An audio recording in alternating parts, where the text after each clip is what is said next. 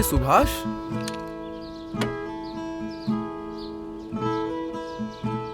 क्या सुन रहा हूँ? गांव छोड़कर जा रहे हो? हाँ भाई, अब खेती की बढ़ती लागत से गुजारा मुश्किल होता जा रहा है। ऊपर से चुनौती ये है कि अब धान की फसल को कीटों और बीमारियों से कैसे बचाऊं? खेती के काम में लगने वाले बीज, उर्वरक और दवाइयों की कीमत आसमान छू रही है।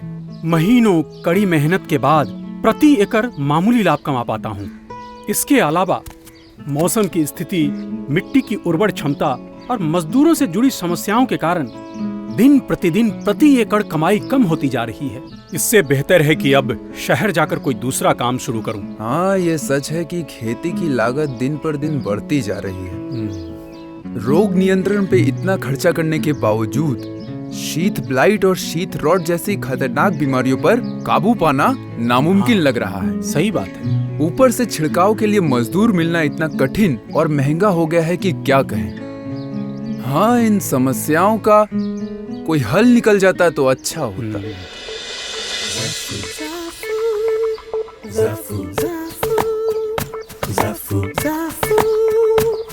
गांव छोड़कर कहीं मत जाना, जल्द ही बनोगे जाफू का दीवाना।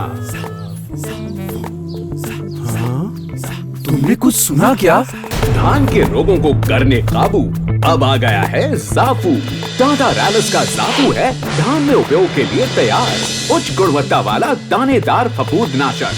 जाफू धान में लगने वाली प्रमुख भयंकर बीमारियों जैसे शीत ब्लाइट तथा शीत रॉट का लंबी अवधि तक कारगर नियंत्रण करता है। ये दानेदार फफूंदनाशक मतलब? दानेदार फफूंदनाशक को खेत में छींटा मारकर इस्तेमाल किया जाता है। इसे कब और कैसे इस्तेमाल कर सकते हैं?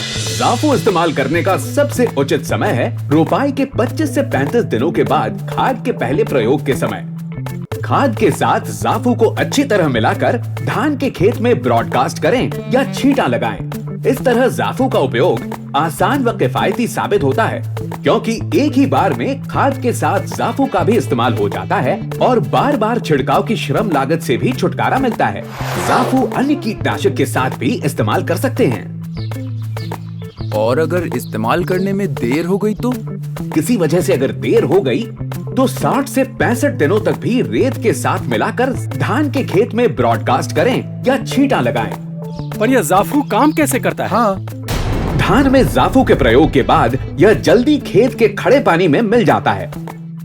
सक्रिय तत्व जल्दी से पानी में घुल जाता है और अंतर प्रवाही क्रिया होने के कारण पौधों की जड़ों द्वारा तेजी से पौधे के अंदर प्रवेश करके जाइलम से पौधे की सभी भागों में पहुंच जाता है।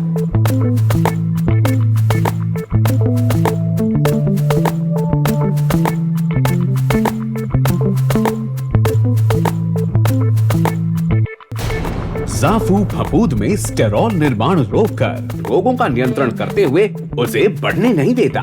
जाफू एक दानेदार अंतःप्रवाही क्रियायुक्त फफूंदनाशक होने से सक्रिय तत्व के सूक्ष्म कणों का तीव्र फैलाव पौधों के भीतर एक समान कवरेज प्रदान करता है। जाफू जड़ों से प्रवेश करता है, इसलिए सक्रिय तत्व व्यर्थ नहीं होता। सक्रिय तत्वों के तेज और पूर्ण अवशोषण के कारण अधिकतम उपयोग, जिससे मिलती है उच्च प्रभावकारिता। लक्षित फफूंद पर जाफू अत्यंत प्रभावशाली।